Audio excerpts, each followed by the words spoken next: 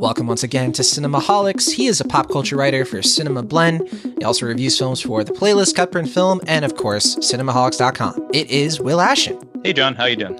Pretty good, Will. Happy Easter to you. Happy Easter to you as well. I am the author of the novel Killer Joy, a book about Pixar called The Pixar Theory, and I write about film for Atom Tickets, the young folks in Cinemaholics. I am Johnny Groney. And guess what, Will? We have not one, but two special guests this week to help us ring in the summer movie season. And this is a Cinemaholics first because both of these guests are staff writers for Cinemaholics.com, which means this is our first ever show where the whole gang of writers is together. I guess you would call it a Cinemaholics Writers Room episode. And to introduce them, first up, you've heard his voice on this show many a time. He is our Movie of the Week columnist and a regular fixture on our spin-off series, Extra Milestone. Welcome back to Cinemaholics, Sam Noland. Thank you for having me back. I love the way this is going already. It's delightful to as always to return to Cinemaholics. Yes, it's going super well for me too. Okay, last but we promise not least, she heads up our streaming reviews on Cinemaholics. Plus, she has bylines all across the film industry, including Film School Rejects, The Playlist, Polygon, Vegas Dodges, and too many other outlets to count without getting exhausted. It is Julia Teti. It is me. Hi. Welcome back, Julia. It's been a while. We had you on for our If Beale Street Could Talk episode, which was months ago. I'm so glad to be back. And you're back for a packed episode because we are going to be discussing and illuminating some of the biggest films and some hidden gems we're looking forward to between now and Labor Day. So you can find more episodes of Cinemaholics on atomtickets.com, as well as our full archive on cinemaholics.com. You can write into the show anytime by sending us an email, cinemaholicspodcast@gmail.com, especially send it if it is passive-aggressive. Those are our favorites. You can support us directly, of course, by becoming one of our monthly patrons on patreon.com/cinemaholics, which is a nice little lead-in into our off-topics because first up, our latest Extra Milestone is about to come out. We talked about Seven Samurai. And if you are a patron, you're going to be getting that episode very soon, pretty soon to when you're probably going to hear this episode for the first time. But Sam Noland, what if someone's never heard of Extra Milestone? What if they've never heard of Seven Samurai? Can you explain what both of those things are for our listeners? Well, the Extra Milestone series is something we've started doing on Cinemaholics and starting in February of this year, where every month we take a look at all the films that are celebrating big anniversaries that are typically in like multiples of 5-year anniversaries. And we're looking at a lot of the classics. So we're using this opportunity to sort of explore the foundations of cinema. And it's been an utter delight so far. I could see myself doing this for the rest of my life. And so Seven Samurai is one of the very best movies ever made, according to pretty much anyone who's seen it. It is Akira Kurosawa's samurai epic from 1954, which is sort of the definitive samurai movie. So we had a wonderful time talking about that, and I think you'll really enjoy listening to that episode. That's right. You'll be able to hear myself, you, Sam Noland, and of course, Will Ashton talking about Seven Samurai early if you're a patron, and then we'll be releasing that for all of our listeners later in the month. And hopefully, Julia, we can get you on to an Extra Milestone one of these days. I feel like there's a lot of milestones that you would love to talk about, right? Oh, yes. Absolutely. We'll get there eventually, but okay, enough of the fun and games. We have some serious off topics to get to. Absolutely serious business. The past few weeks, they've been kind of dramatic in terms of icebreaker questions that we had for our guests weeks ago. If you don't know the full story, I don't have time to explain it. But basically, one of our listeners formally requested that Will Ashton reveal his Hogwarts house to the Cinemaholics community because up until that point, Will had never taken the test on Pottermore. If you've never heard of this, of course, Hogwarts is the magical school of the Harry Potter novels and films. And your sorting house is basically your personality type. Now, in past episodes of Cinemaholics, I have, of course, revealed that I am a Slytherin. I don't care what any new test that Julia Teti sends to our group chat tries to tell me who I am, because it's absolutely false.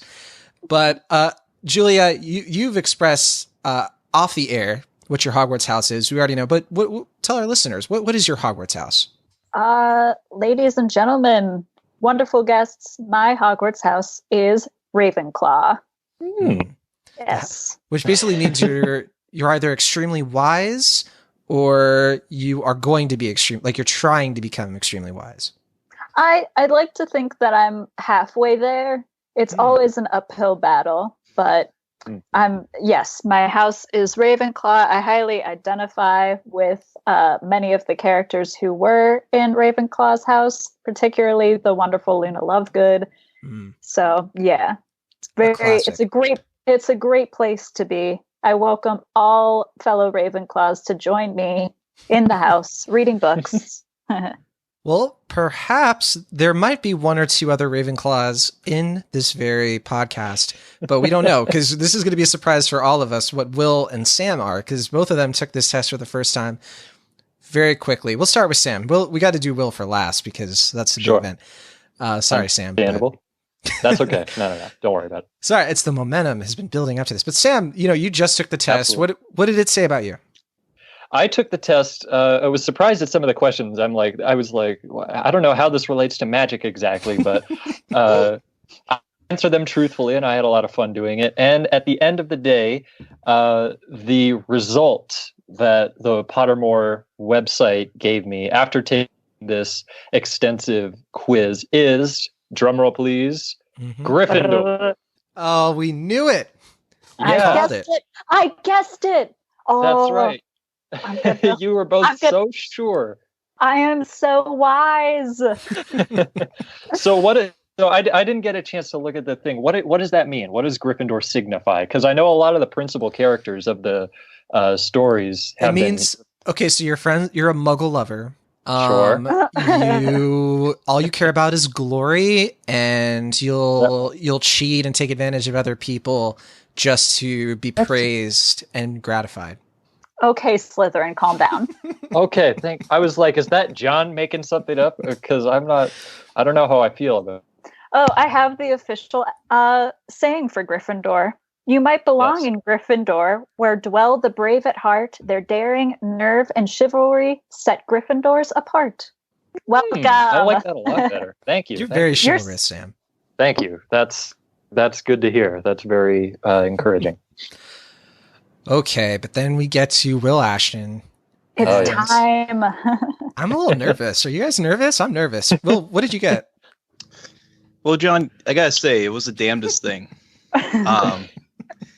I did the whole rigmarole, the big test, all, like Sam mentioned, all the big questions. I had to do it twice for some reason. It kept reverting me back to the beginning. But eventually I got to this formal scroll that informed me that the 4th episode of Ain't Ogre Till It's Ogre is now live, where we did our official roommate episode. We watched Garfield the movie, and we had 2 roommates hash it out and learn to love each other.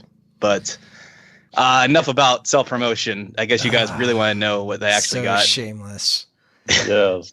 Well, you didn't give me a time to promote it, so I wanted to... Game recognized game. Okay, all right. So I got to make sure I say this right, because I guess my regional dialect might come out if I say it. But it's Hufflepuff. What? Oh no! Really? Hufflepuff. We have every house represented by the Cinemaholics. That's amazing. I gotta say, I've come to really like Hufflepuffs over the years. I really respect them. Great. They're just, I wish I was a Hufflepuff sometimes. In my lowest moments. Do we have the official description for Hufflepuff? Yeah, I'm pulling it up right now. Just give me a second. How do you feel about this, Will? Or do you feel relieved? Do you finally know the truth about yourself? It's different. I don't have the official saying for it, but I do have that Hufflepuffs value hard work, patience, loyalty, and fair play. That's right. Yeah. I like Hufflepuffs because they aren't glory seekers like Gryffindors, but yeah. Okay. That's taken it a little far. It's okay. My house is very evil, so we take it all the time. Yeah, all villains are Slytherin. Is that a coincidence? Not all of the villains. Peter Pettigrew was a Gryffindor. Let's just calm down a little bit. Oh yeah, Wormtail, right? Will, I have your house's official saying, which is, you might belong in Hufflepuff, where they are just and loyal. Those patient Hufflepuffs are true and unafraid of toil. Are you a hard worker? Toil? I guess, yeah. I feel like we're interrogating you a little bit, so let's move on. Okay, so wrapping up off topics, we got to, of course, say Avengers Endgame is coming out next week. Not really part of our summer movie preview since it's about to come out. It's kind of what is kicking off the summer, so not necessarily a film we're anticipating in that way. But we'll be talking about that on next week's show. But out this week, we saw most of the new releases. So I saw Breakthrough, which I talked about on a previous episode. Didn't love it. But Sam and Will, you both saw Curse of La Llorona, or apparently some call it La Llorona, which, okay. Julia, are you planning to check this one out or off your radar?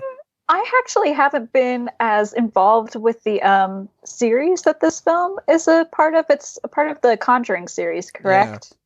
Yes. Yeah, I haven't been as involved with that series, and the spooks haven't really been on my brand per se.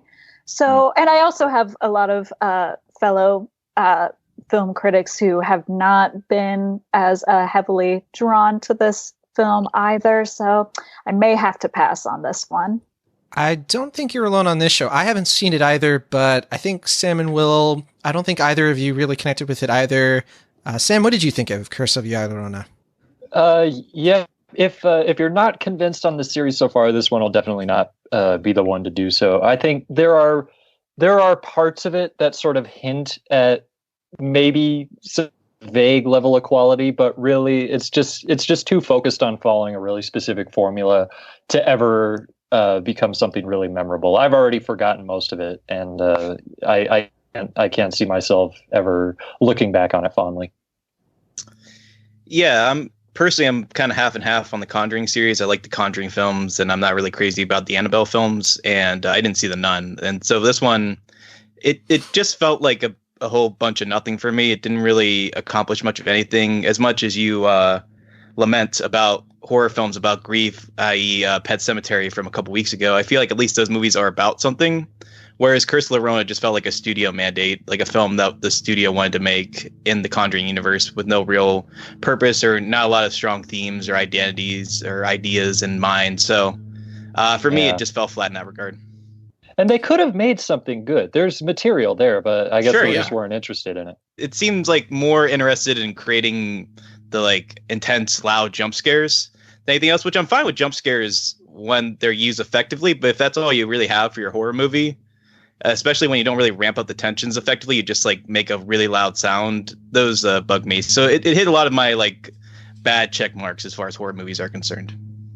Yeah, I was gonna say too. I think that the stories of La Llorona are like centuries and centuries old. It goes back to like Aztec culture. So it's a big mythology that it is weird to me. There aren't that many movies about it. I think there's one from the 60s that I've never seen, but it's the same concept.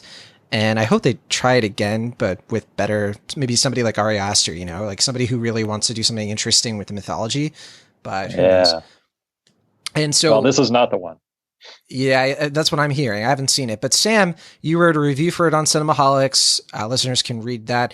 And Will, you got to interview Raymond Cruz, and that's on the website as well. How did that go? It was all right. He was a very nice guy, so it was nice to talk to him. I mostly know him as Tuco from Breaking Bad and Better Call Saul, so I squeezed in a question about that at the end. I don't know if he was happy about that or not, but I felt that was vital, and I'm glad I could do it. Yeah, definitely check that out. It was a good conversation. I definitely got a lot out of it. Also, Penguins came out from Disney Nature. I didn't see this one either, but did any of you see it? I'll take that as a no. No, that's a resounding negative, Jonathan. Yes, I still want to see it at some point. I might choose it if I don't get a ticket for Avengers Endgame next week. You're really playing it close to the wire, apparently. Yeah. I'm seeing Avengers Endgame on Tuesday. Do you all have tickets? What, do you all have tickets, or are you all going to see it on opening night, or what's the deal? I got the last seat in the house Thursday night, so I want to get it out of the way in a good way. What about you, Julia?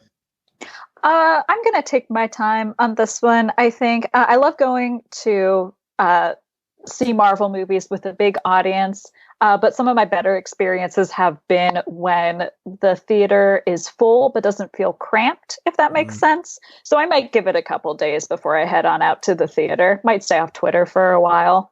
Yeah, it's hard. There's apparently spoilers running around, so be very careful if you're Googling or looking up things about this movie, because I think the spoilers are going to be running rampant, especially next week. And Will, are you seeing it next weekend? I'm going to aim for a Saturday matinee. Roll the dice, see what happens. Nice. So, all right. Yeah. All right, Julia, you saw another movie that was just came out on Netflix called Someone Great. You wrote a review for the site, but obviously listeners are going to read that. But very briefly, what did you think of that one? Sure. Yeah, I really, really enjoyed this one. There are some, I think, romantic comedies that try to have a nuanced take on the kind of post-breakup romantic comedy. And I really think that Jennifer Caton Robinson, who's the writer and director for the film and also created the series Sweet Vicious and is a writer for it as well, just really kind of nailed the like the language and the relationships between professional millennial women kind of juggling these issues and these stresses of what it means to grow up, what it means to officially be an adult and kind of move into the next phase of your life. I laughed a lot and I was very surprised that I got emotional during parts of it. So I would definitely recommend it. It has a likable cast with Brittany Snow, DeWanda Wise, and Gina Rodriguez and Lakeith Stanfield. I just had a really fun time watching it, and I would recommend it to anyone who's interested. If you're just staying in for the weekend and want to find something fun, lighthearted to watch on Netflix, I would definitely go for that. Someone Great sounds great. I actually saw a comment on your review. I think somebody said that they were sold just by the idea of Gina Rodriguez and Lakeith Stanfield being in a couple, which I can definitely understand.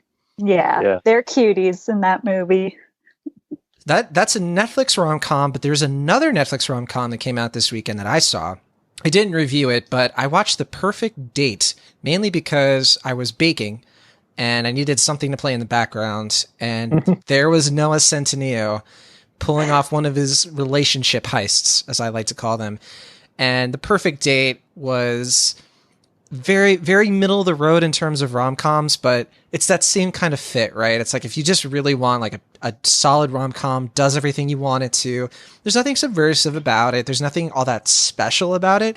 But when I'm baking, that's what I want. I just want something playing that's going to make me happy. Noah's a saint. Snickerdoodles and cakes. Right. All those kinds of things. Special brownies, everything you can imagine. But yeah, that's Noah Centineo, and Matt Walsh is in that as well. So fun little role there. I haven't seen him probably since Brigsby Bear. But all right, that's everything that is out this week. Now we can finally jump into some quick feedback for the main thrust of the show. Last week we talked about Hellboy and Missing Link, High Life, Guava Island, a lot of films last week. And you all commented, not you all, but a bunch of you commented on the episode. So here are a couple of comments. Red Robin said, I've never seen any of the other Hellboy movies, so I saw this one blind. My brother who saw it with me had only watched the 2004 one. We both loved it. I liked how it was more true to the comics, and visually I thought it was extremely unique in a good way. I would definitely recommend it to someone who is sick of the usual Marvel movies. What do you think of that, Will? We both watched the new Hellboy, both as people who really like the Guillermo del Toro ones. So what do you think? Do you think there's something to that? I mean, I didn't read the comics, so I won't pretend to know one way or the other how true it is to the film. But I don't really think, I mean, just besides having R-rated material, I don't think it really escaped the Marvel formula all that much, as far as I can recall. How about you, John? Yeah. I definitely, I get the idea of what Red Robin is saying. It's like, it is different, but it does remind me of like the different of, that Family Guy joke where she makes him a peanut butter and jelly sandwich that's like a fish on top of bread, and it's like, oh, I just thought it would be a little different than usual. You know, it's like kind of making fun of it. Just because it's different doesn't mean it's better. But I definitely think there's something to that of like people getting something that swings hard, even though it doesn't fully hit maybe. Also, LaRue said, I think you guys nailed what didn't work with this movie. Talk about Hellboy. And the main problem really is Ian McShane. The guy is supposed to be the heart of the film and a character Hellboy should care about. But the performance is just absolutely phoned in and as flat as it gets. That's the main thing with this movie. The acting is so flat despite the visuals and action being so dynamic. It just doesn't flow. So I'm curious. Obviously, Will and I saw Hellboy, but Julia, Sam, did either of you see Hellboy? No, but I kind of want to, morbidly. That's a good reason to see. Morbid is a good word then, if you're planning on seeing Hellboy. Do you plan on seeing it, Julia? Oh, yeah. I'm a bit curious about it, mostly because I'm a fan of David Harbour's work from Stranger Things and everything leading up to that. And I'm also a really big fan of Sasha Lane, who kind of had her breakthrough with an Andrea Arnold film not too long ago, American Honey. Oh, so good. I'd love to see and support her in bigger films and bigger movies. So maybe, who knows? Time will tell. All right. Last, we have Beyblade. That's Bay, B-A-E. Beyblade wants to know, when are you all reviewing her smell? Which I haven't been able to see her smell. It hasn't been playing anywhere around here, or I think it did very quickly and I missed it. But yeah, are any of you able to see this one soon? I know it's coming to the theater where I work on May 3rd, which is when I'm planning to see it. All right. Well, hopefully we'll have to talk about it on the show at some point if you're able to see it. But yeah, it's definitely on my radar as well. I'm hearing great things. I'm hearing it's really worth checking out. All right. Well, that'll do it for Off Topics. Let's get into our summer movie preview. Summer movie preview, we do this every year. We outline our most anticipated films that are going to be coming out between the end of April and the end of August. So basically to Labor Day. Each of us has selected 3 films, and we're going to briefly say what these films are, why we're looking forward to them. And it's not going to be necessarily in order of our most anticipated. It's going to be in the order of the release date. So my first film, for example, is before the other 2 films I'm going to talk about, and so on. And then after that, we're going to talk about our Dark Horse films. We've each picked 3 films that we think look bad, but we're hoping will surprise us.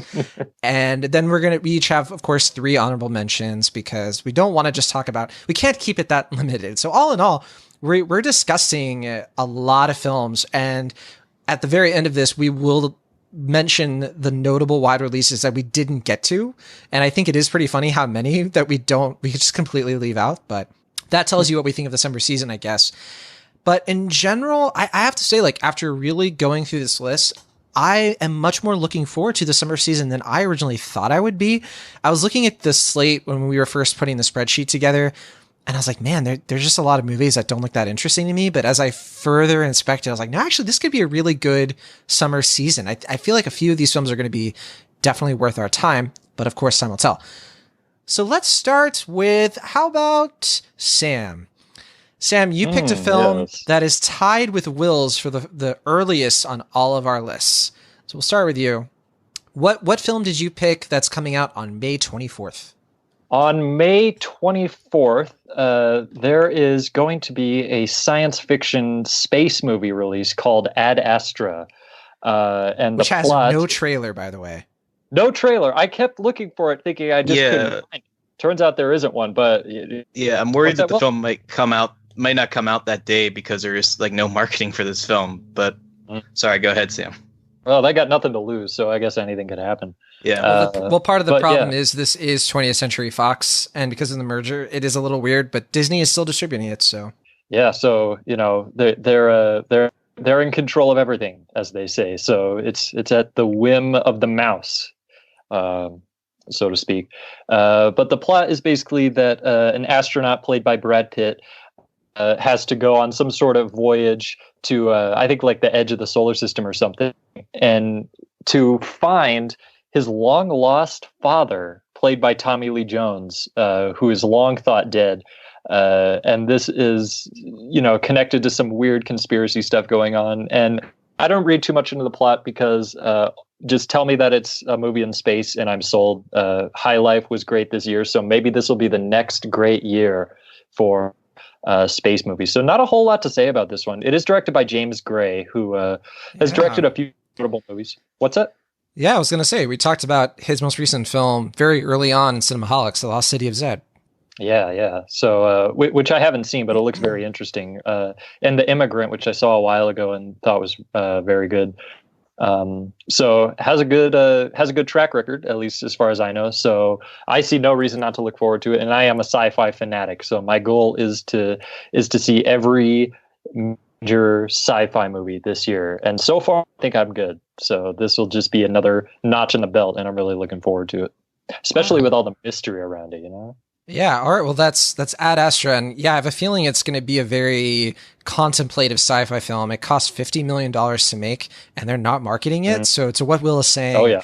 it will be surprising if they do stick to that May 24th release date, because you really don't want to see a film like this flop for sure. But that's looking like that might be the case, depending on how this goes. But okay. Well, they have my money. Will, you have the next film that is coming out the earliest out of all of our lists. What is that one? Yeah, so I picked Brightburn, which is the, I believe, Sony's new horror film with Elizabeth Banks, and then that guy that was on The Office, who was Pam's boyfriend or fiance before Jim came in.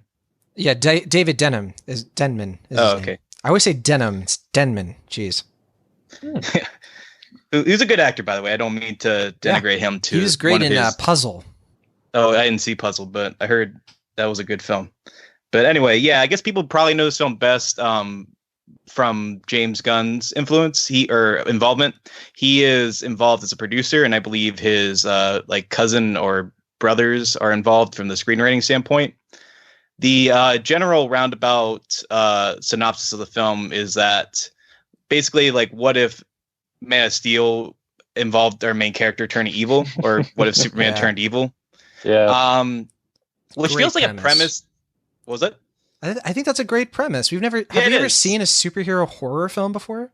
I think we have, yeah, but I'm blanking exactly. I mean, I guess you could kind of qualify James Gunn's film as It's not a horror superhero horror. A little bit, but I mean, yeah, not in the traditional sense, no. But anyway, yeah, I feel like with this movie, it feels like what you're saying, John. It feels like one of those ideas that's probably been in like somebody's closet for like a long time. Like I feel like a lot of people have had a similar idea, but they never got it through the system for whatever reason. And I feel like this is like one of those times where it's like this great idea.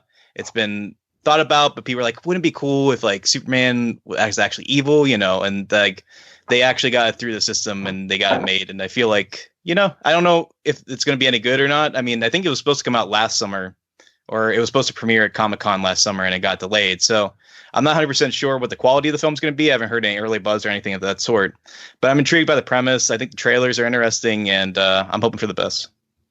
Yeah, I have a feeling it didn't come out because they needed more time, because they didn't wrap filming until like May-ish a year ago.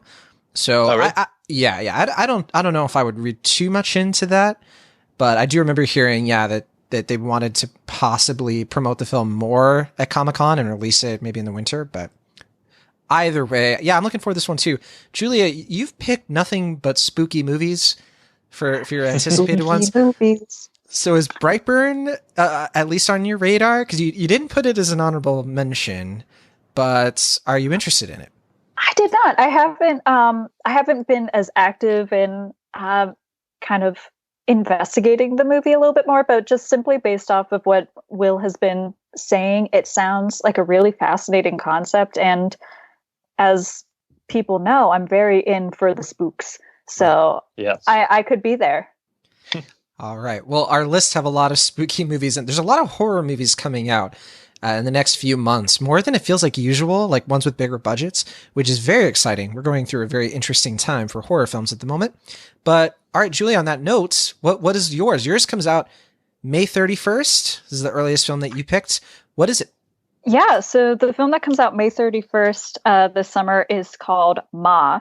And it's about a lonely woman who befriends a group of teens and decides to let them party at her house, basically. Just when the teens think that they have it all made, that they're in luck, they have a great place to throw parties away from the view of their parents, things start to get, you guessed it, guys, spooky. Circumstances start to change, and the woman that they know as Ma starts to become a more intense figure in their lives, and it ends up putting their lives in danger. So the director of the film is Tate Taylor, who previously did The Help a couple of years ago, and also not too Octavia long ago. Spencer. Also starring Octavia Spencer, and a few years ago directed The Girl on the Train with Emily Blunt.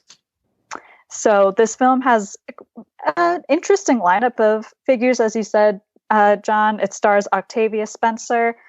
Luke Evans is also in the film, along with Allison Janney. And then there's a slew of new young talent, including Diana Silvers and Skylar Joy and Andrew Matthew Welch, among others. I saw the trailer for this film and was just very intrigued by it. It looks very strange and weird, and I'm kind of there for it. I think that Tate Taylor is a director who's kind of started to dabble in different genres, and I want to see Octavia Spencer do something that is this kind of wacky.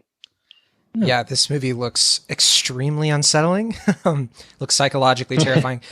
And I'm even more excited about it because of the main character, like the main girl in that group of friends, is played by Diana Silvers, who is one of the surprise great characters in Booksmart.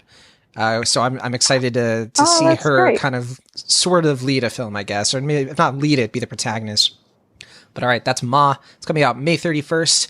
I picked the latest film as far as our earliest ones go. And in fact, I was looking at this. All of my films that I've picked, here's a little hint, they all come out in June. So June is going to be a big month for me. And none of you picked a June film. So I don't know what that says. Oh, actually, Sam, you did pick one June That's film. That's not I won't true. say what it is. Yes. Okay. Yes. Sorry. I didn't mean to make such a declaration, but yeah. This one, I really wanted to see this at Sundance. It comes out June 7th, The Last Black Man in San Francisco. Talk about a film that when you watch the trailer, you can already tell that it's going to really mess with your soul. It's a drama film. It is directed and I believe also written by Joe Talbot. This is his first film. I think he did a short film before this, and maybe I forget what else he did actually. But it's based on his own story that he did with Jimmy Fails, who stars in the film. Along with Jimmy Fails, it stars Jonathan Majors, Danny Glover, Sheena Arnold, Rob Morgan, Mike Epps, Finn Wittrock, and Thora Birch.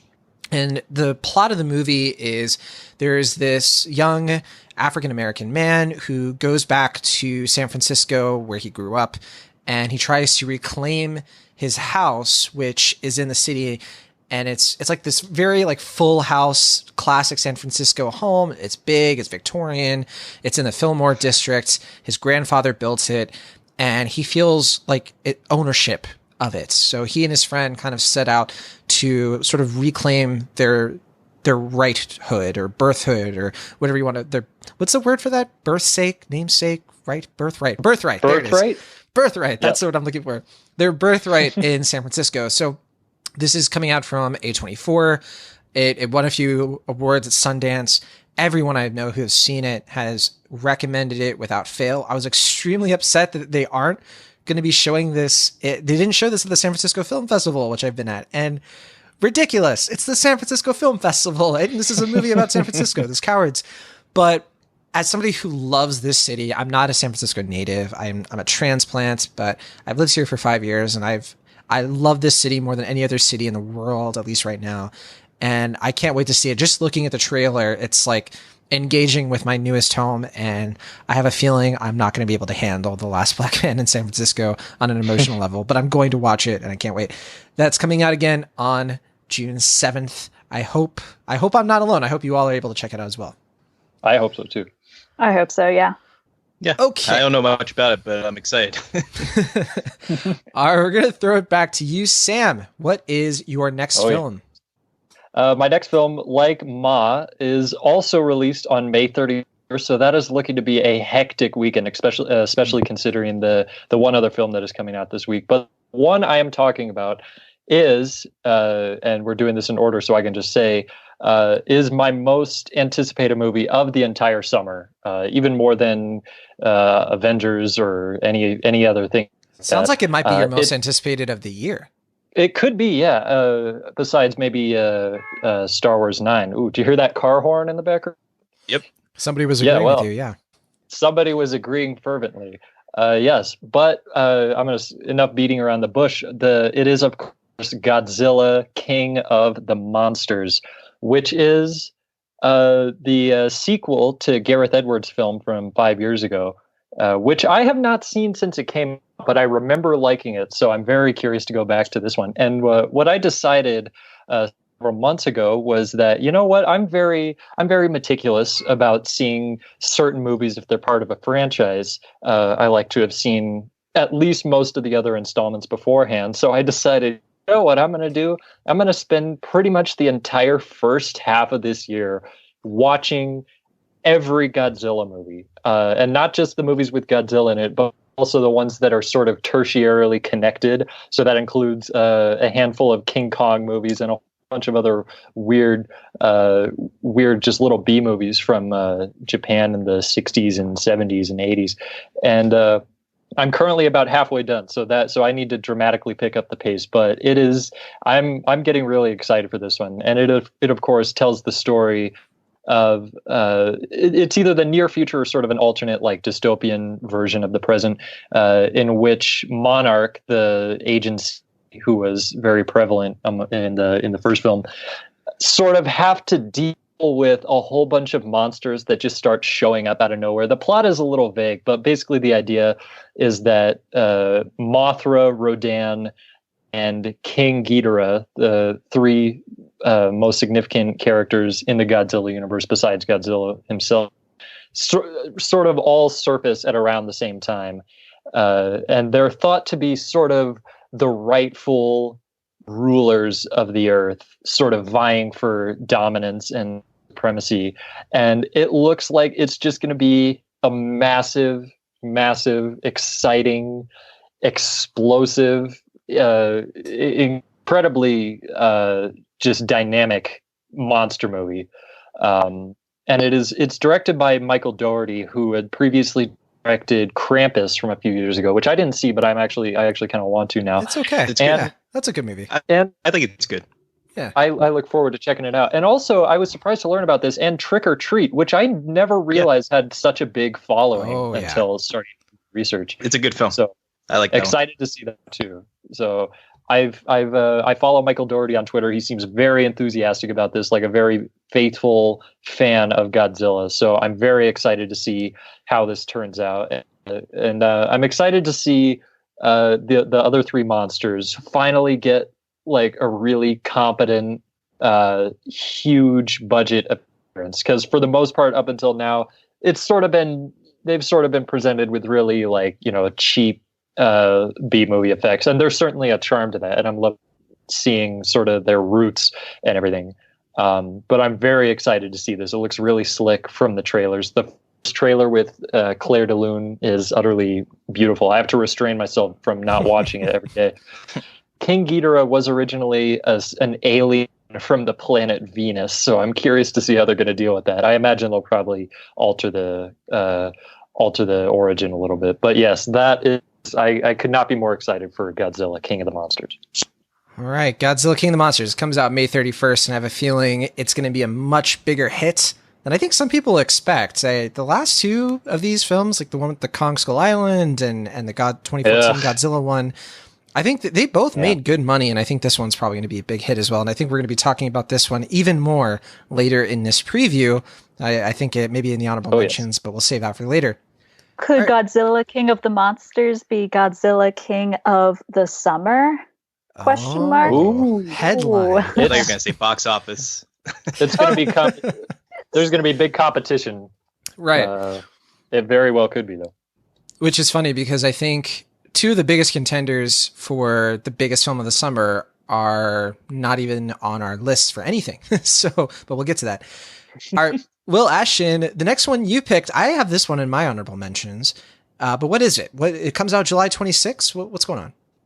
Yeah, it's the 9th film from writer-director Quentin Tarantino, which is Once Upon a Time in Hollywood. As we learned from the teaser a couple months ago, it's going to be about a famous, I guess technically faded movie star played by Leonardo DiCaprio and his stunt double. Played by Brad Pitt, and somehow they are involved with Charles Manson and Sharon Tate, who Sharon Tate is played by Margot Robbie. I don't know much more than that. I'm trying not to learn more than that at this point. Other than that, I'm going to guess that this movie is going to fall in the vein of Inglourious Bastards and Django Unchained, maybe be like an unofficial trilogy to those films, and then might rework history. It might fit into the Tarantino established universe in a way that maybe some people who died in real life live. I won't say more than that if people don't really know the full story of what happened here. But yeah, this trailer looks like a lot of fun. I tend to think Tarantino movies are an event. They're big films. You know, he really goes all out with the cinematic experience. And I can't think of any of his films that really disappointed me. I mean, even Death Proof I enjoy a good bit. So yeah, I'm really looking forward to this. Most particularly if it's going to be, as Tarantino has said for a long time, his penultimate film. Whether or not he's going to stay true to that, I don't know. But in the meantime, I'm looking forward to seeing what he cooked up this time. Yeah, same here. I mean, it's in my honorable mentions because The Hateful Eight is like one of my favorite films of the last decade. So I would be remiss to not at least be looking forward to another one from him. But I got to say, the teaser. Check out our thing. What do we call that? Our conversation on Hateful Eight. The last call. Last call. Yeah. Last call. There you go. The three of us talked about it with Maverick. It was a great conversation. But yeah, I don't know. So far, the teaser hasn't necessarily grabbed me. And I don't know, Sam, you don't have this on your honorable mentions, but you're one of the biggest Tarantino fans I know. Well, yeah, I sort of got started in this podcast sort of because of how much of a fan of Tarantino I was, that I'm not anymore. But I feel like I almost don't even need to like acknowledge that I'm excited for it because I've long since been sold on this movie. There's no way I'm not going to see it. So I don't even need to see the teaser. Honestly, I've come to an interesting understanding with Mr. Tarantino. So yeah, that's the reason it doesn't show up. But I am certainly excited.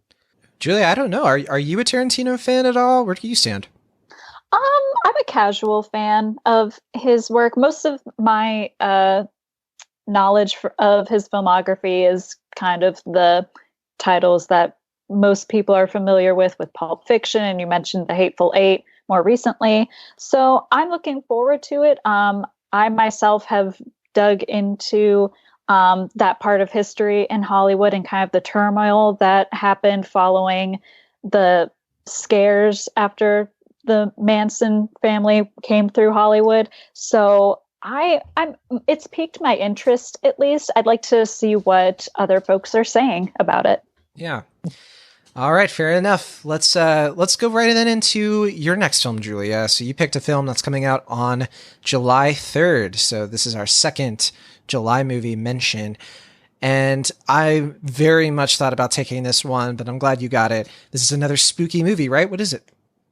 It is another spooky movie, very on brand for me. This is Ari Aster's sophomore film, Midsummer, and it comes out, like you said, July 3rd.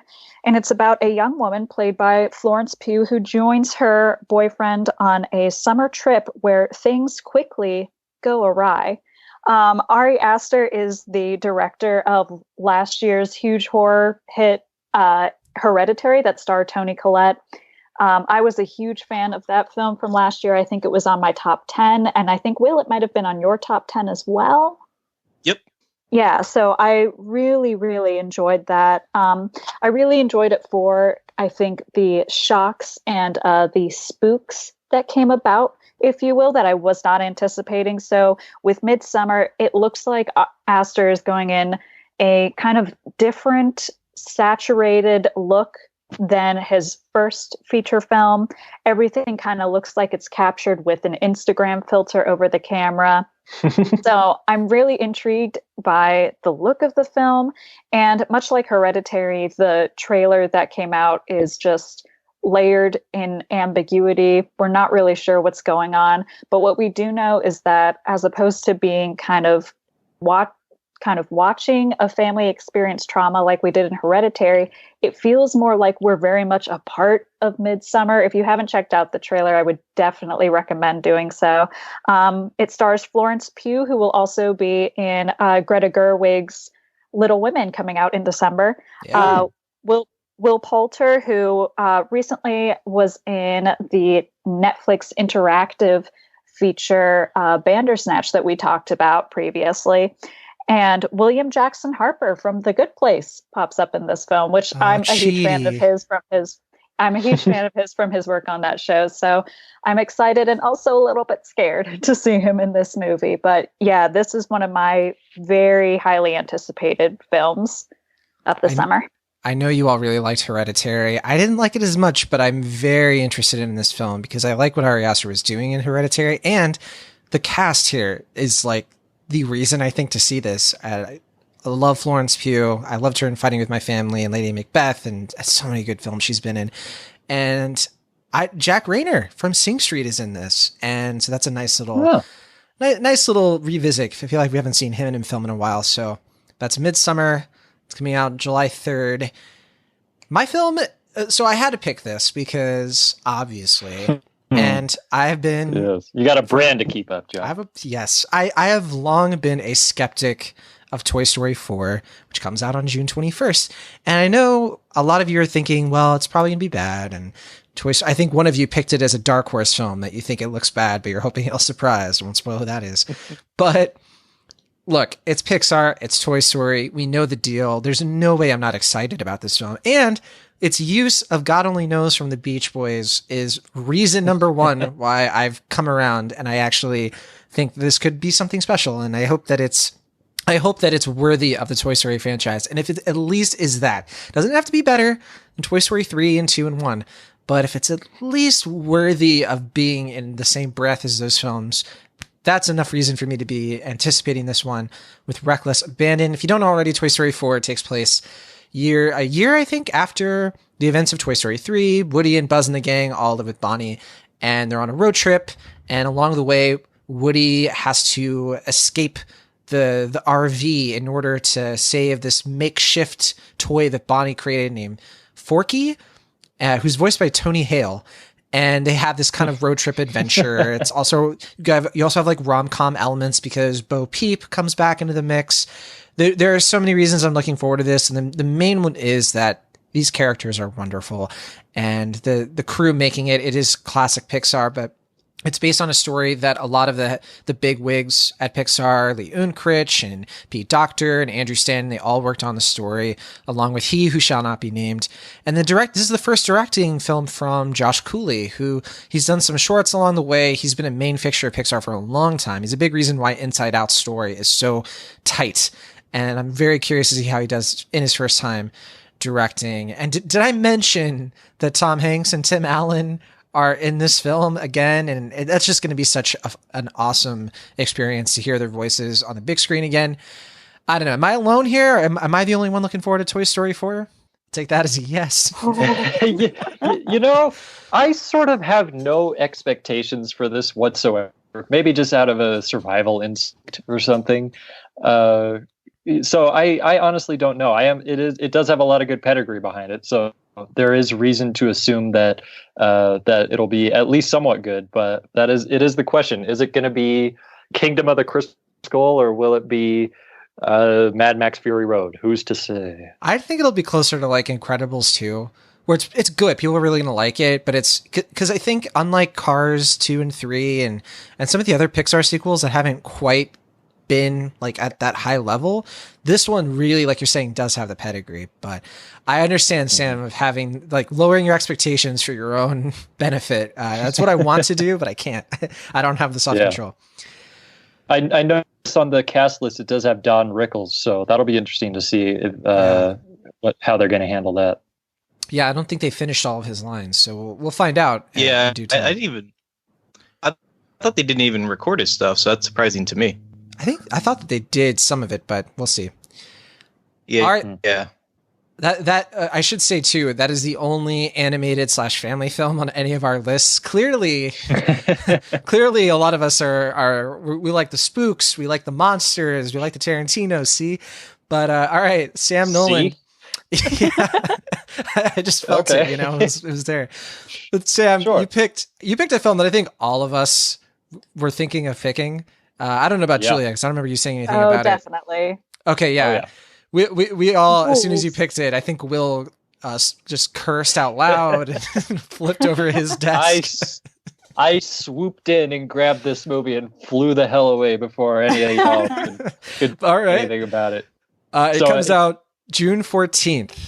That's correct. Yeah, so we got June completely covered. Every week of June, there's going to be something interesting. And the movie in question is, and I suspect some of the viewers may not have even heard of it, is Jim Jarmusch's The Dead Don't Die. Jim Jarmusch is an indie director who's been working since the 1980s.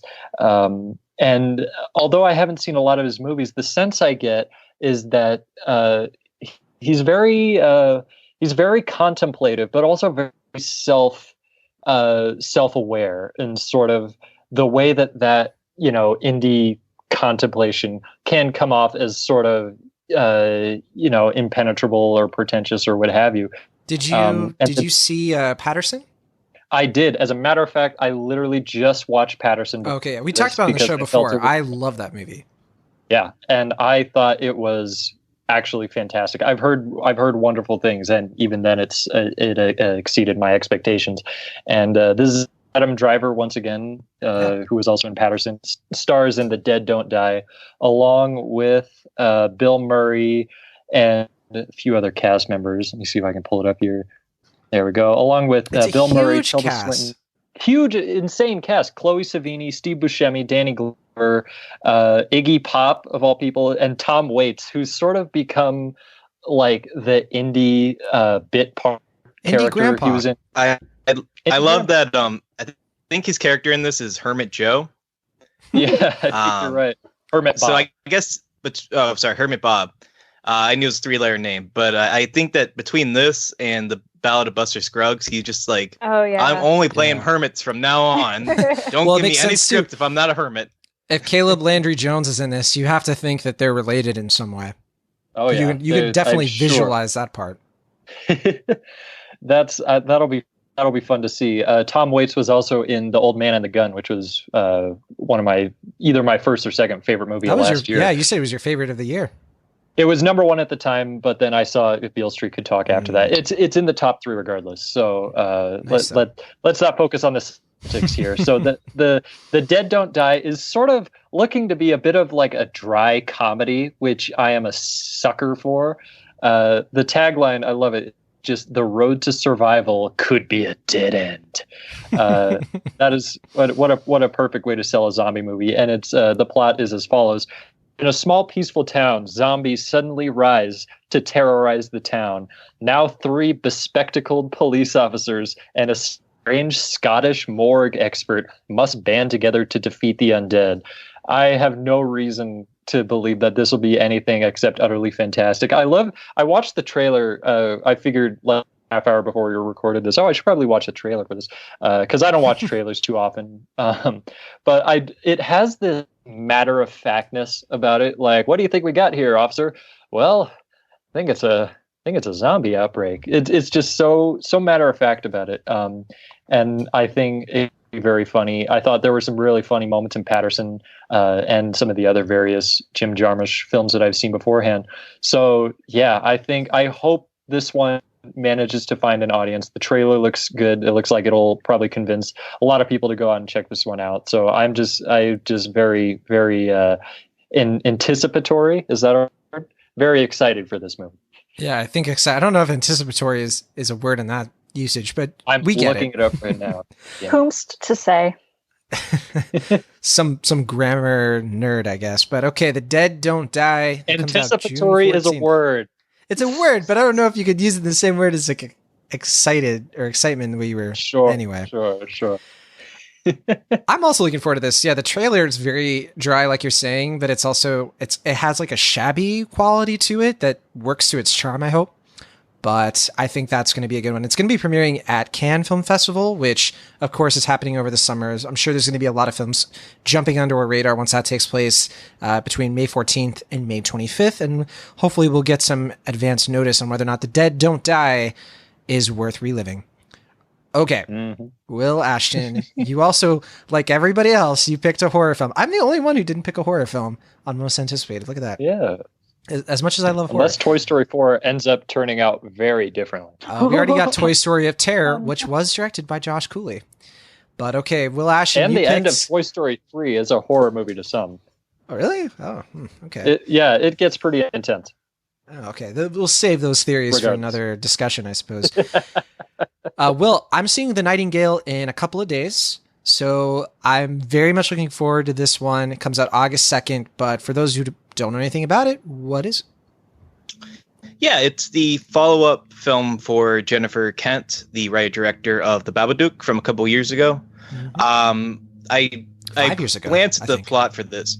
What was that? It's been 5 years since The Babadook, I think. It's been a while. Oh, yeah? Yeah, I guess that was like 2014, right? yeah. Yeah. Huh. Well, doesn't time fly? So, yeah, it really does. Yeah, I've been wildly anticipating Jennifer Kent's follow-up to Babadook because I really, really liked that film a lot. And fun fact, that's the first movie I end up seeing at the theater where I now work. So a bit of a nostalgic quality for me there as well.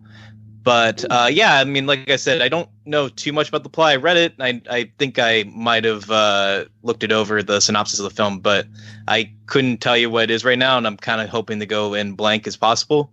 I just know that this director really proved herself with her first movie, and I hope it's not a sophomore slump. I really want to see this grow into like a really fruitful and promising career. So I'm really looking forward to seeing what she cooked up next with her second film. I'm right there with you, Will. I didn't watch a trailer on purpose because there's no way I don't want anything spoiled. I didn't even know there was one. I think, yeah, there is. And at least I thought there was. I think there's at least a teaser. But yeah, I do know. So this premiered at Venice Film Festival last year. All I know is that it was Alex Billington's favorite movie of the year. It was also at Sundance. Everyone I know who saw it there loved it. So I'm really looking forward to this one. I'll let you know what I think without any spoilers, of course. That's The Nightingale. We don't know too much about it. And I know even less probably about this next one that you have, Julia. So this film comes out August 9th. So we have 2 August films on our most anticipated, which is always fun. I think August is a kind of a dark horse month, if you will. But what is this movie, Julia, and why are you excited about it? Yeah, so this movie comes out August 9th, which is usually kind of a sleeper month at the end of the summer season, but it's a movie that I'm really excited for. It's something that I have a really strong personal connection to, and this is the adaptation of Scary Stories to Tell in the Dark. It is about a group of teens who face their worst fears in order to save their lives and their town. It is a film that has kind of a culmination of the short stories that were written by Alvin Schwartz and brings to life the monsters that were illustrated by Stephen Gammell. It's directed by Andre Overdahl, who is famous for directing The Autopsy of Jane Doe. And even more so, Guillermo del Toro is heavily involved with the film, from screenplay to producing to, I'm sure, having some sort of hand in these creature creations, as he's kind of known for creating such beautiful and also terrifying figures from his films. There's a slew of young talent coming out from this movie, but I'm just really excited.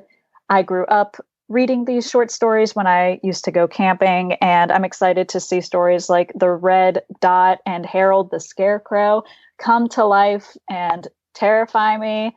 I'm so ready for these spooks and very, very excited, and especially in the hands of Guillermo del Toro and Andre Overdahl. I think that they will bring something really terrifying, but also hopefully something nuanced that really honors the work of Alvin Schwartz and Stephen Gammell. All right. So is it like an anthology, or does it sort of synthesize them all into one cohesive thing? So I'm a little bit vague on those, on that kind of part of the film.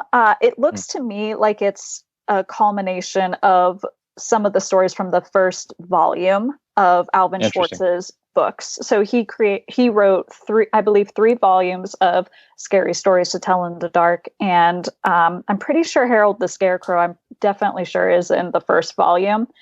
We might see other stories that are from the other volumes, or this could be the first of a series of Scary Stories movies, which, given if the first film meets or exceeds my expectations, I would not mind at all.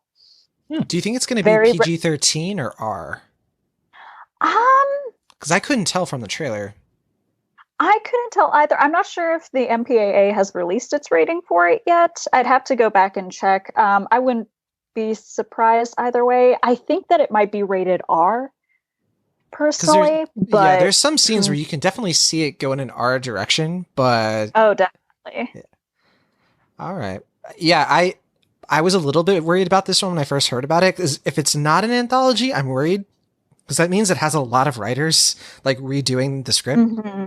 But if it's an anthology, that's okay. That makes sense. You'd have a lot of different people. You have John August on this as well. So I don't know. I hope that if it is an anthology, that just means it's going to have a lot of diverse storytelling, and every story is going to build upon the last in a meaningful way. So Right, August 9th. right.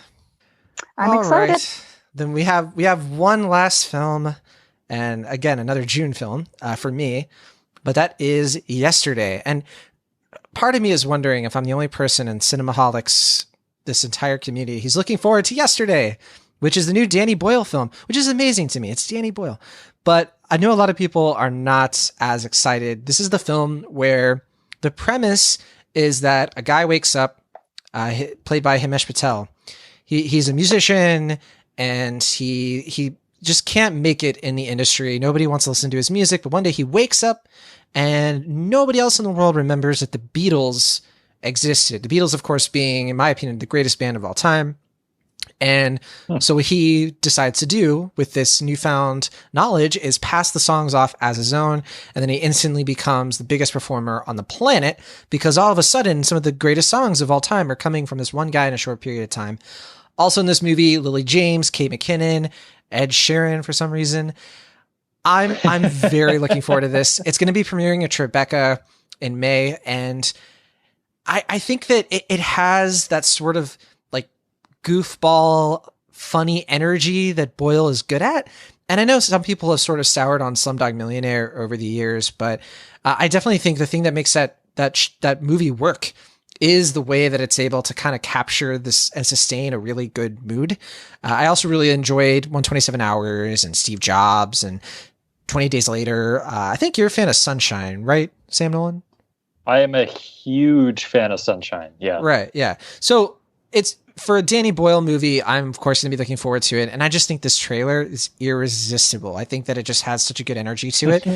But I don't think I'm joined by anybody else on that one for now. I think the first time Will and I talked about it, he was like, "You're excited about that movie?" I don't want to put words in your mouth, Will. I wouldn't go so far. I don't think I said that directly to you, as far as I recall. But this, I don't know, the whole trailer for this movie just makes me mad. So I don't know if I'm gonna like this movie. But I don't know. You know, Danny Boyle, he tends to make good films. Why is we'll anger the reaction? Didn't even mention Train Spotting. Because the concept. What's that? Oh, I forgot to mention Train Spotting, of course. Oh yeah. Oh yeah. That was his last one. I was trying to remember what his last movie was, so that's not promising for my memory of Train Spotting 2, if I couldn't even remember it. Oh yeah, he did do the sequel. Wow. Okay. Yeah. So we all remember that movie fondly. Oh yeah. Well, I didn't see T2. Yeah. So. Oh yeah, it was all right. But yeah, I don't know. I mean, but to answer your questions, Sam, it just annoys me because the premise leaves a lot of questions. Like it just I would spend too much time, and it would just devolve into madness if I really express my full anger at how this concept really makes no sense to me. But yeah, that's just what makes me mad. But the film itself looks fine. It's gonna be cute stuff, whatever. See, I think it works because I think people are just forgetting about it, and it's gonna be. I understand because like, wait, so many bands and songs are influenced by the Beatles. Right. So does that mean they stop existing? And so I have a feeling the film will explain this perfectly without too much exposition, and it's going to be perfect and 100% A+ grade for Danny Boyle's latest film, Yesterday. Yeah, this one looks interesting because I'm wondering if it's going to have some weird Tales from the Crypt, Twilight Zone tone about it in the way that it all sort of. I don't think so. That'd be nice. That would be funny though, wouldn't it? All of a sudden, like James Corden ends up being like some sort of like apparition. That'd be interesting. Yeah. I know he's the other big reason people aren't looking forward to this. Yeah, maybe so. But it seems interesting because in the trailer, like, not only does nobody remember the music, it's also like disappeared from all history. So I think that's what's frustrating, Will. Yeah. And I don't know whether to be frustrated or like weirdly enticed by it. Like, should I view this as a to say, like, okay, I will cut you this amount of slack. Impress me with the remainder of the story. So whether it does that will remain to be seen. Julia, should we assume that your silence is because you are in fact a Bob Dylan fan?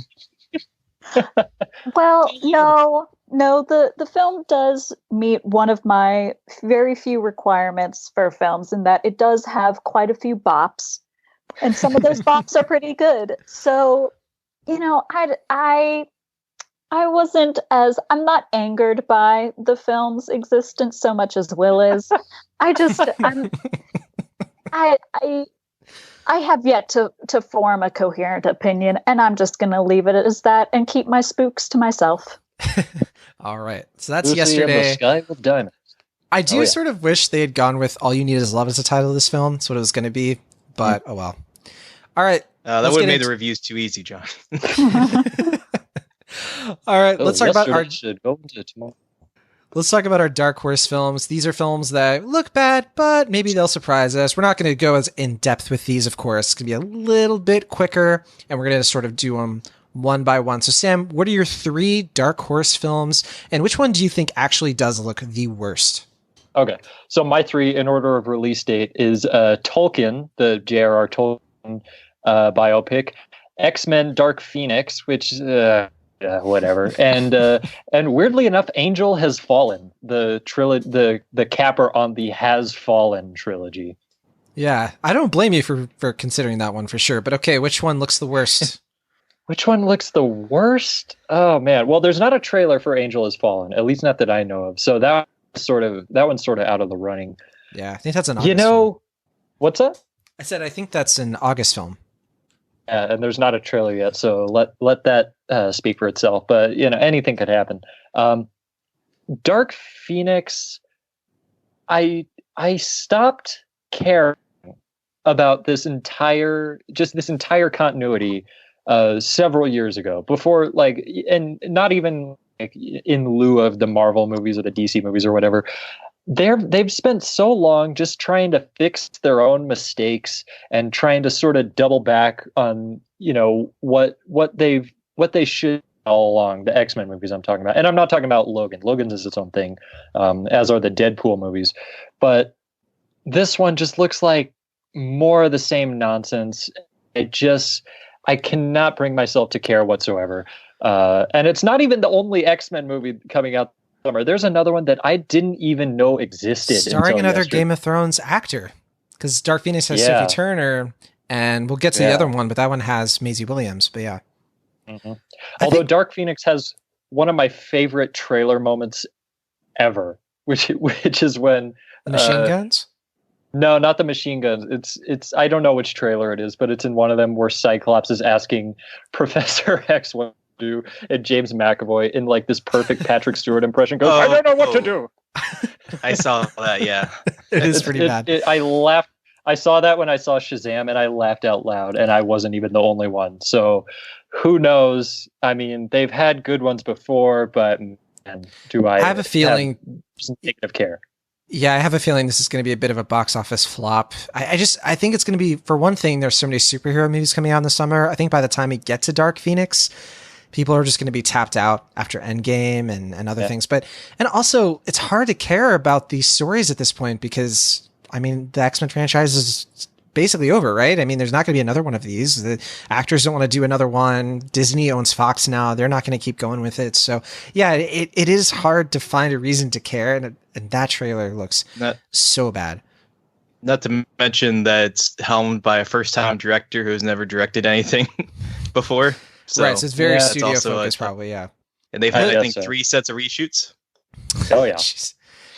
Well, let's get into your Dark Horse films, and same thing. Which one do you think looks the worst? Okay. I'll start with Toy Story 4 because you hinted at earlier. It's not really that I think it looks bad. I didn't see the full trailer. I only saw the teasers and the Super Bowl clip. I just don't really know what to expect of this film, and I know that I really like those first 3 Toy Story movies a lot, like many people, and I think that last movie ended as about as perfect as a trilogy could end or a series could end. So I really don't know what value this is going to bring to the series. I'm open for it to be decent or at least good, or something, just not bad, at least, I guess. So, yeah, I don't know. I mean, I'm not going to dismiss it. I'll see it when it comes out, but I'm really nervous about that one. And I think, Sam, you were alluding to the New Mutants, which is the other X-Men related film that is supposedly coming out this summer, but I don't know if that's actually going to happen. I thought they were just going to put it on like that streaming service, but no, it's supposed to get a theatrical release. I think, yeah. I don't know. I would not throw out the possibility of it either going to Disney Plus or it going to Hulu or something like that, being like a Hulu exclusive. Because I just feel like this movie was supposed to come out, I think, like 2 years ago, and they've reshot most of it by now. And I really like that first trailer. Take, yeah, but I think they changed it. Mm-hmm. Yeah, it was supposed to be, I think, like an R-rated X-Men horror film, and then they, I think, reworked to be PG-13, and I don't know what they're doing with it now. I feel like this movie is just going to be a huge mess, but I want it to be good because it's Josh Boone. I think he's a decent enough director. I like The Fault in Our Stars, so I don't know. I want to give it the benefit of the doubt. I really just feel bad for it. It just feels like this neglected puppy of a movie that just is kind of going through the ringer with like the Disney Fox merger and no one in the studio really knowing what to do with it. So I remember watching an interview with Maisie. I remember watching an interview with Maisie Williams, and they were like, "So when's the New Mutants coming out?" And she's like, "I don't know. They don't tell me anything about that movie." That's right. Yeah, it'll come out. Similar to Dark Phoenix. Yeah, I think similar to Dark Phoenix, everyone's just kind of like whatever. Like it when it comes out, and that'll be it. So I don't know. On the like 0.5% that's like an amazing film, I put it in here just because, like I said, I like that first trailer. I don't even know if any of that footage is going to be in this film at this point, but who knows at this point. And then I had Where'd You Go, Bernadette, which is the new Richard Linklater movie. I'm always for a new Richard Linklater movie. I want it to be good, but that first trailer just looked bad. I really didn't think it looked good at all. But I have the book here. It's a case of... Sorry to interrupt. I really hope this is a case of bad trailer, great movie for sure. Yeah, it's Annapurna, who also distributed Missing Link recently, and that movie wasn't really promoted well either. So I'm guessing with their financial issues, that they just let go of their marketing department. So I don't know what happened here, but I mean, yeah, I'm always down for a good Richard Linklater movie, and I think he's earned enough credibility that I'll see it. And I should mention that I got to be on set one day, so like I have a little bit of a personal connection to it. So I want it to be good for many reasons, but I don't know. I mean, if it's good, it launches your career in acting, right? Sure. For like the maybe 5 seconds you see at my back. So yeah, I don't know if this will be worth the while. This was another film that also got delayed a lot. So I don't know. I don't know if that's a issue with Annapurna just because they're kind of having money issues right now, or if that's a sign or indicative of the quality of the film. But yeah, I don't know. I'm always down for a good Richard Linklater movie, but I'm fearing that this might be one of his lesser works. I think of the films here, I think New Mutants is probably going to be the worst, just based on all the issues they had with it. But I think Where'd You Go, Bernadette looks the worst. So okay. I don't know. One of those two. Interesting. All right. And Julia, what about you? It looks like two of yours are definitely two of yours have been ones that have been mentioned already. So what are they, though? Sure, I'm going to share mine anyway. The three films that I have that are my dark horses are Tolkien, Where'd You Go, Bernadette, and Palms. So I'm going to talk about Palms first because it looks like just an easy, fun movie. If any of you saw Booksmart not Booksmart, the book club, similar book is in the title, when it came out. Yeah, I did. Yeah, it feels like it's very much along those lines. Just very easy, kind of feel good. Diane Keaton and Jackie Weaver. Yeah, cheerleading. I don't know. It looks relatively enjoyable. I'm all in for it. And then the other two, Will, you kind of touched on Where'd You Go, Bernadette, with the other touchstones that I wanted to get at.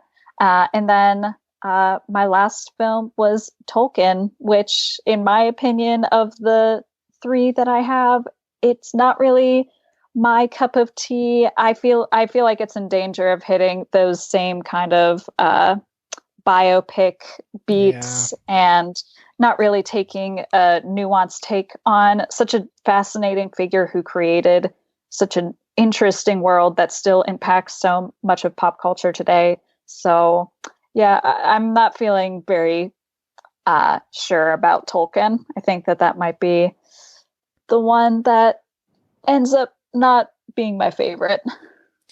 Hopefully it's good. Yeah, I get a lot of Theory of Everything vibes from that trailer, but we'll have to see. All right. My 3. Okay, so the first one I have is Good Boys, which I just saw the trailer for this recently, but oh God, I forgot about that. Yeah, it looks pretty terrible, but I'm really hoping it's kind of like Superbad, but like for preteens. Mm-hmm. And it stars Jacob Tremblay from no good boys in that regard. right. It stars Jacob Tremblay from, I think he was in The Book of Henry and Rome, and it's directed and co-written by Gene Stupinski, who he usually works with Lee Eisenberg. He has a lot of like writing and directing credits for like The Office. So I'm hoping that humor translates, but that's tough because I feel like the humor in The Office was really like Greg Daniels and Mike Schur and those folks. But regardless, this is his first film, and Seth Rogen's one of the producers, and it's like this R-rated comedy where like these kids are having like a crazy night or whatever. I don't know. I think it premiered at South by Southwest, and I heard like not amazing things, but I'm still kind of looking forward to it. It got mixed ratings, I should say. Actually, I think some people really liked it. But then also I have Aladdin, which okay, bear with me here. We haven't mentioned any of the like big Disney films of the year, except for I guess Toy Story, right? But the Aladdin film, it's Guy Ritchie, which I understand like King Arthur Legend of the Sword didn't quite work. And part of me is like, there's so many strikes against this movie, from like the weird representation issues to the fact that it just looks like a beat for beat remake, to either the fact that Will Smith is the genie just seems so absurd. And then I watched that trailer where like the music kind of goes with it, and it's got me a little bit like maybe this film could actually have something going on that justifies its existence. Maybe there is a story here that can amplify or evolve upon the original animated film. Huge bar. I'm not saying it will, but if Aladdin is really good, I'll be very happy. I think as most of us could say if it was very good. But then also, it looks better than The Lion King. It does. It really does. And then last I have Men in Black International, which I honestly, I know a lot of people say that it looks good and they just think maybe it'll just be kind of average, but the trailers haven't impressed me at all. It kind of looks cheaply made to me. I think Tessa Thompson and Chris Hemsworth will probably be really great as the leads because their chemistry is so good. And I'm always for that same comedic energy from Thor Ragnarok. But I've just gotten a sense that like, man, nothing really happens in these trailers, and the Men in Black franchise in general, it just, I don't know. There's something about this. It doesn't look like it's going to have much going on in it, but I'm hoping that is not the case. I hope that it actually turns around and looks pretty good. So of all of these, definitely Aladdin looks the worst, by far. But I have hope that misplaced as it might be. But all right, let's wrap things up with our honorable mentions. We each picked 3. And Sam, of your honorable mentions, you picked 3 that have not shown up on any lists so far. What are they? I think I might have gotten the release dates mixed up a little bit. This might be a little out of order. But the first one... we've been doing it totally out of order since the... you're totally good. Out of order. Yeah. Okay. All right. So the first, I suppose I'll start with the most well-known one, or at least probably the most recognizable one, is Booksmart, the directorial debut of Olivia Wilde. John, if this thing I'm looking at is accurate, you've already seen the damn movie. So I saw Booksmart. Am I right to be looking forward to it? Yes, it's wonderful. Okay. It's hilarious. I think I messaged all of you right after I saw this that I collapsed on the floor laughing at this movie. So I'm glad to see at least somebody put it on their honorable mentions. Yeah, I really when I saw Lady Bird, as much as I love Saoirse Ronan, I remember thinking, wow, that Beanie Feldstein is going places. And Jonah Hill's looks like younger sister. So, is that right? Yeah. Huh. She was not up to date the on Second Neighbors, and what else was she in? She's been in a couple of things, but yeah, Lady She's Bird, in a few episodes of What We Do in the Shadows on FX. That's right. I heard about that. Yeah. Nice. Yeah. So not a lot to say about this. Just looks really funny, really charming. I've been coming around on High movies. They used to sort of turn me away, what with their whimsy and such things. But it's a little bit of a weird sentiment, I know. Sam watched grit. What's that? Sam watched grit in his high school movies. That's right. Yeah. Well, my high school was very high school life was very uneventful. So it sort of I sort of resent these movies that show high school being like an amazing time. But you know, it's getting further away from my past, so I'm coming around on it. And this one looks really charming. One of the other honorable mentions is a movie I almost saw 6 months ago at the Denver Film Festival in late October. I almost saw Olivier Assayas's Nonfiction, which is a movie that's not really like it doesn't sound very enticing, probably just from the description. It's a very artistic movie, so to speak. It's by the director of Personal Shopper and Clouds of Sils Maria and Cold Water and a whole bunch of others, a whole bunch of other classics. And it's just, I'm mostly just looking forward to finally getting to see it because I didn't get to at the time. But it's basically a writer and a publisher, a married couple, if I'm not mistaken, just sort of trying to come to terms with the changing world. And seen a lot of stories like this, but it's an interesting well to revisit again and again. So I hope I get to see this. I have a lot of really good indie houses around my location, so I'm very much looking forward to it. And the last one is one that I'm looking forward to sort of shamefully, like based purely on the trailer. It's called The Biggest Little Farm, which I don't really know a whole lot about the plot.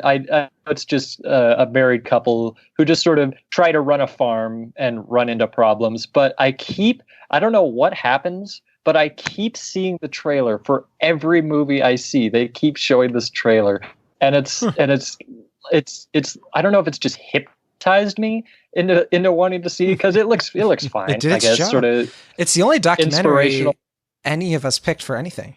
Oh yeah, I guess that's true. I didn't even think about that. Yeah, it's sort of it's not dramatized or anything, or I guess it is dramatized, but it's not like fictional. And so it just it has this weird inspirational pap feeling to it that I'm looking forward to guiltily seeing 7 or 8 times. So who knows? I have no idea what to expect. So in a way, that's why I'm sort of excited for it. All right. A lot of great picks there. I want to see those as well. But Will Ashton, you have a couple. They've all been mentioned before except for one of them. But let's start with the first 2 that have been mentioned already. Yeah. So I have Godzilla and Midsummer, which are my number 1, number 2 most anticipated movies of the summer. I'm for all the reasons that have been mentioned. Yeah, so they got picked before me, and that's actually why I was cussing in the chat. It's because I really wanted to put both these on my list. But I'm really looking forward to both these. What was that? Feed us your rage, William. Yeah. So I'm looking forward to seeing my Uncle Godzilla again. He's always great to see on the big screen. Midsummer, obviously, I loved Hereditary, so I can't wait to see what the filmmaker has cooked up there. I hope it's on a sophomore slump, and it has nice Wicker Man vibes, the original Wicker Man, I mean. So I'm really looking forward to seeing what is going to come of that. And then my third movie was Detective Pikachu, which I don't know if it's actually going to be good. I think it's Rob Letterman who's directing this one, who I don't think he's made any movie I've liked. I think he made Monsters versus Aliens, that Goosebumps movie, Gulliver's Travel. Just movies I don't care for personally. They never really floated my boat. But Detective Pikachu, it's our first live action Pokemon movie. And as a young lad, I've always imagined, like, what would the Pokemon be like in live action on the big screen? And we're finally going to get it. Even though Danny DeVito is not voicing Detective Pikachu, I will look forward to seeing what Ryan Reynolds has in the titular role of Detective Pikachu. So that's my pick. I was really close to putting this in my honorable mentions, Detective Pikachu, but I'm kind of dealing with the same worry. I was like, I don't even really like Shark Tale much, which I guess isn't. Oh, really he did that too? Yeah. Oh, just another strike. Yeah. I know Detective Pikachu kind of was coming in and out of people's honorable mentions and dark horses. Julia, where are you at with Pikachu and Pokemon in general? Well, during my time as a youth, I was a passive, kind of casual part of the Pokemon surgence, I guess, in pop culture. So you were a Pokemon trainer? Observer, I would say. Observer to the training. No, I mean, I'm very familiar with the characters and some of the animated films. I'm at least interested to see this kind of vision. Some of the Pokemon, from just based off of the trailer, look very, very close to what I remember from some of the playing cards. So it's definitely piqued my interest. It looks like a lot of fun. It looks like there's a lot going on in terms of world building. So sure, why not? All right. Yeah. The Pokemon are cute. Like Snorlax in this movie, I think I'm gonna connect with. But yes, my buddy Snorlax. But Sam, what about you? I don't think we've ever talked about the Pokemon before. No, and that's because I've never really had anything to do with Pokemon. It always evaded my interest for whatever reason. Nothing against them by any means, but yeah, it's just has never been my thing. So who knows? I mean, the trailers don't look especially good to me, but it's just a trailer, so who knows? Not a whole lot on that one. Yeah. All right, Julia, 2 of your honorable mentions overlap with some of ours, but you do have one Julia original for sure. But let's start with the overlap. What did you pick? Yeah, so my 2 overlaps are Rocket Man, which is the film based on kind of Elton John's rise to fame. I'm kind of interested in it simply because it looks like it's going to take a very different spin on the music biopic.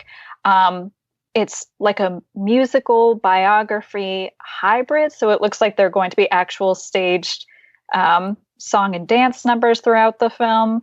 That at least has me interested. And also having Elton John himself inserted throughout the project can kind of cause a little bit of worry to only try to lay out some of the best parts of his rise to fame, but at the same time, maybe kind of bringing out some of the honesty and reckoning with some of his past too. So there's the possibility for that.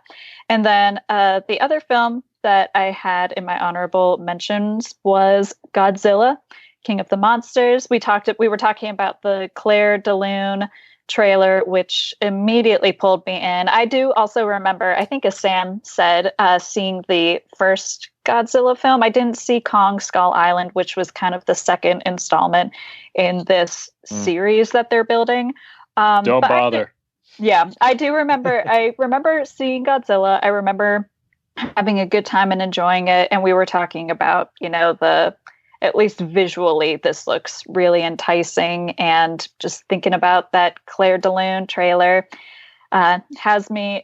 keeps my interest going. But the last film that I want to talk about in my honorable mentions is one that I kind of just snuck in there just a few minutes ago, actually, changing my mind. I wanted to talk about Joanna Hogg's film, The Souvenir, which hit at Sundance and has just kind of received unanimous praise across the board. And I'm really excited about it. It won the Sundance Film Festival Grand Jury Prize for World Cinema Drama this past festival, and it stars Honor Swinton Byrne, who is Tilda Swinton's daughter, as a young film student in the early 1980s who becomes romantically involved with a complicated and untrustworthy man. There's a little bit of mystery there. But Tilda Swinton also stars in the film as her mother.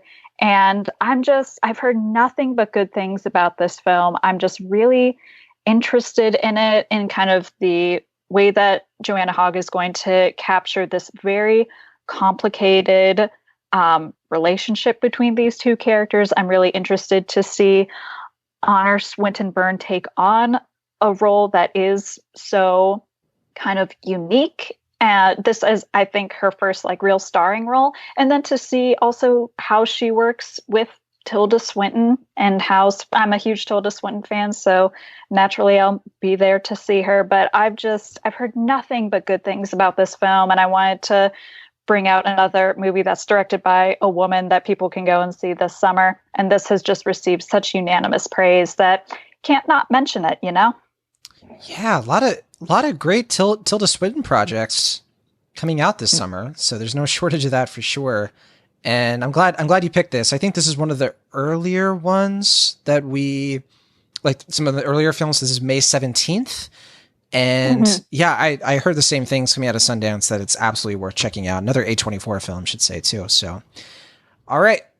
For my honorable mentions, yeah, I have two overlaps. Rocket Man, same reasons, Julia. You kind of, synergy on that, because I think that the way they're coming at this musical biopic does feel right to Elton John, because it's quirky, it's different, it's unusual. And I mean, look, we get a chance to hear Taron Egerton sing some of the greatest songs ever written. When Tiny Dancer happens, I'm going to be waving my hands in the air, obviously. And I just think if anybody should have a musical biopic, it's Elton John, because the story is so dynamic and interesting. And I hope, to what you're saying, they don't shy away from honesty because of that, like because he's involved, because obviously we've seen that happen before in some recent musical biopics, probably. Regardless. Also involving Dexter Fletcher. Yes, Dexter Fletcher did direct this, but he directed the whole thing, right? And so this feels more of like a completed vision from him, right?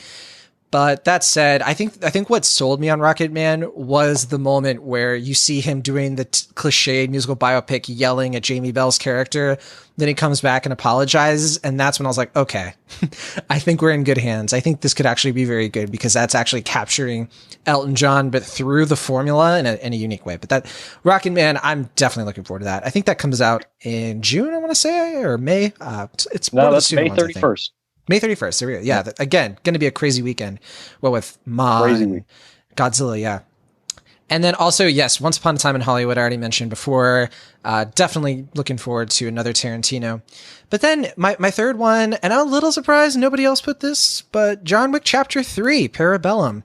I really, really dig the first two John Wick films. I think that's a series that I hope is going to get better and better. And I hope they cap it at this. But Keanu Reeves is back. And I have a feeling this one's going to be just exactly what we need it to be, I guess. Because the second one was so crazy and out of control. It ends on a cliffhanger. And of all the action films coming out, this one to me looks the most exciting. Like, this one looks to me like the one that's going to really bring the thrills. So those are my honorable mentions. All right, that'll do it for our honorable mentions, our dark horses, all of that stuff. Let's go over really quick the notable releases that we didn't mention, starting with some of the films. Oh, and I should say the films that I've already seen. I have already seen Booksmart, which is wonderful. I hope you all see it. Late Night, the Emma Thompson and Mindy Kaling film.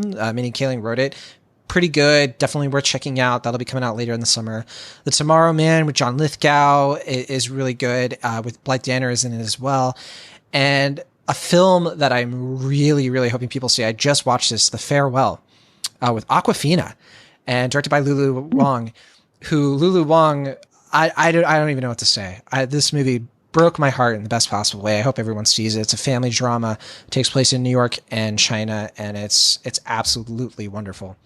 And Will, you saw Long Shot, right? That's another film we haven't mentioned. Charlize Theron, Seth Rogen, kind of a political romantic comedy. Do you recommend that one? Well, I'm embargoed for some reason. Okay. So even though there are reviews out, I can't talk about it until the week it comes out. So I can't say much more. Okay, unfortunately. Fair enough. But okay, back to the notable releases we didn't mention. The biggest ones, none of us mentioned Spider-Man: Far From Home. Although I was close. I am really looking forward to this new Spider-Man movie. It's just tough because Into the Spider-Verse just happened, and I'm a little nervous. Like, I don't know if it could even come close to that level, but I'm good for more Spider-Man personally.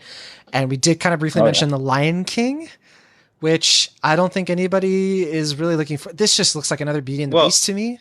I think we should put that in films we've already seen, John. Oh, boy. Okay. All right. I see what you did there. Yes. Hobbs and Shaw, that's the latest Fast and Furious movie. It's kind of a spin-off with The Rock and Jason Statham. I mean, I don't think it looks very bad, but yeah, I'm not like, I don't think a lot of us are rushing to see it or spread the word, I guess. I almost put this on my honorable mentions, though. I've never seen a single Fast and Furious movie, but there's something about seeing Jason Statham and Dwayne Johnson just sort of try to out action each other is sort of enticing to me. And I love hearing Jason Statham say, "I'm what you call a vodka problem." So that's all I need, apparently. There's also I'm with you, Sam. There's also Dora and the Lost City of Gold. That's like the Dora and the Explorer movie. Ugly Dolls, A Dog's Journey, Secret Life of Pets 2. There's the new Shaft movie, Child's Play, which I was a little surprised of all the spooky movies. It didn't make anybody's list. I thought at least one of you might put it in your honorable mentions, but yeah, that one. Mark Hamill does the voice, which has me interested. Annabelle Comes Home, which I know, Will, you said you don't really like the Annabelle movies. I like Annabelle Creation, so I'm actually kind of looking forward to Annabelle Comes Home. Stuber, that's the Camille Nanjiani movie with Dave Bautista. That looks kind of funny. Then there's Artemis Fowl, which is like the Disney August movie that has a really big budget. And this to me looks like the film that's going to flop big time. Like, I don't see this. The book fans aren't excited about this movie. The trailer is incomprehensible. Am I just being alarmist? What do you guys think? Well, I think why did they not make this like 15 years ago when people were actually reading Artemis Fowl books? Like, we're like jumping forward in time to your review, I guess. But yeah, that's basically where I'm at. I've never read it, so I don't really know why fans aren't very excited about this, but I guess that might have something to do with it. But then, yeah, Angry Birds 2, awesome. The Kitchen, which I want to see a trailer for. That's the one. It takes place in Hell's Kitchen, and Melissa McCarthy, Tiffany Haddish, and who's the third person? Is it Elizabeth Banks? Or it's like an actor like in that kind of realm, I want to say. But Elizabeth Moss. Elizabeth Moss. I knew it was an Elizabeth. It's kind of like it probably sounds like a comedy because Melissa McCarthy and Tiffany Haddish, but apparently they play it kind of straight. And so I'm vaguely interested in that. The Hustle, which is the Rebel Wilson and Hathaway movie, which I almost put this in the dark horse because I don't think it looks very good, but I could see it maybe surprise us. And then the last one, are any of you looking forward to Them That Follow? Another horror movie, right? I am not sure what this is exactly. Which one is this? Oh, hasn't this been playing at a few festivals here and there? Yeah, it has Olivia Colman in it and Thomas Mann. Yeah, Caitlin Dever is in it, and Jim Gaffigan, Walton Goggins. Oh, I remember that you talking about this one. Well, it was at Sundance. It comes out June 21st this summer, and it has like fairly lukewarm reviews. I want to see what more people are saying about it who may have seen it at a few festivals that it might have hit before it goes out into release at the end of June. I don't know that much about it, but I'd definitely look into it.